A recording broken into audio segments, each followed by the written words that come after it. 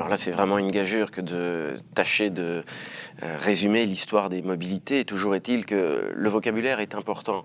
On est passé d'une histoire des transports, qui est l'histoire traditionnelle de la révolution industrielle, à une histoire qui aujourd'hui fait plus que l'histoire du simple mode de transport.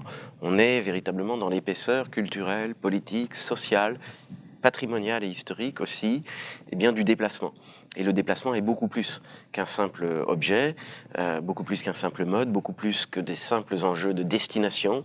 On est là véritablement dans les enjeux, ce que l'on appelle aujourd'hui des mobilités, et ce qui donne aussi l'arrière-fond à la réflexion contemporaine, puisque on réfléchit à des assises de la mobilité, à une nouvelle formulation de la loi sur les mobilités. Et donc, il ne s'agit plus de comprendre en silo les modes industriels traditionnels comme le chemin de fer, plus tard l'automobile, l'avion, mais il s'agit de comprendre l'intermodalité et de comprendre comment tous ces modes peuvent se féconder, peuvent se juxtaposer et peuvent fonctionner aussi ensemble selon des zones de pertinence.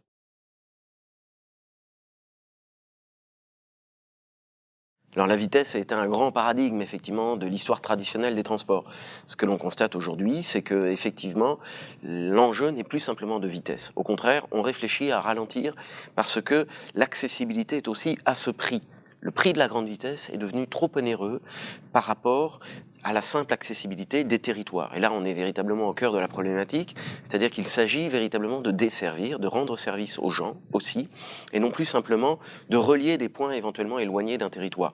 Autrement dit, le rapport à la vitesse a changé, car le rapport au temps a également changé. Le temps est utilisé différemment, on peut le rentabiliser indépendamment du simple accès à la destination. Et c'est là évidemment un enjeu de situation de la valeur. Et cette valeur n'est plus essentiellement dans un gain de vitesse désormais.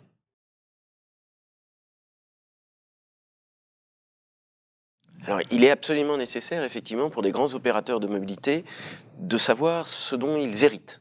Et ce point-là est capital parce qu'il y a une dimension patrimoniale à la mobilité et on ne peut pas d'un claquement de doigts penser révolutionner les mobilités et il faut tenir compte, alors le mode dont je suis plutôt spécialiste, qui est le mode automobile et la route, l'infrastructure, est là pour nous rappeler qu'il y a une rugosité, est là pour nous rappeler qu'il y a des inerties, est là pour nous rappeler qu'il y a aussi une dimension très réelle, très concrète.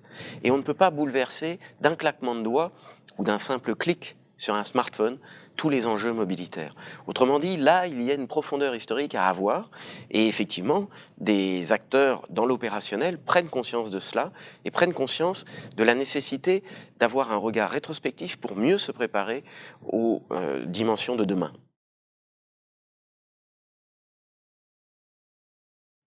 Bien aujourd'hui, le jeu est un peu troublé pour comprendre l'avenir, puisqu'il y a des impératifs catégoriques nouveaux, l'impératif écologique, l'impératif également de respect des territoires, l'impératif de la desserte régulière, isonomique du territoire, comment desservir tout le monde. Là, on entre dans une réflexion qui n'est pas simplement de l'efficacité d'un transport, mais qui est de l'opérabilité d'une mobilité. Et cette opérabilité d'une mobilité, elle doit tenir compte d'autres enjeux que les seuls enjeux de la performance. Il y a aussi une dimension qui est une dimension qualitative à prendre en considération. Et celle-ci est sans doute la plus fine à appréhender. Et c'est pourquoi les sciences humaines sont bien placées pour appréhender le sujet.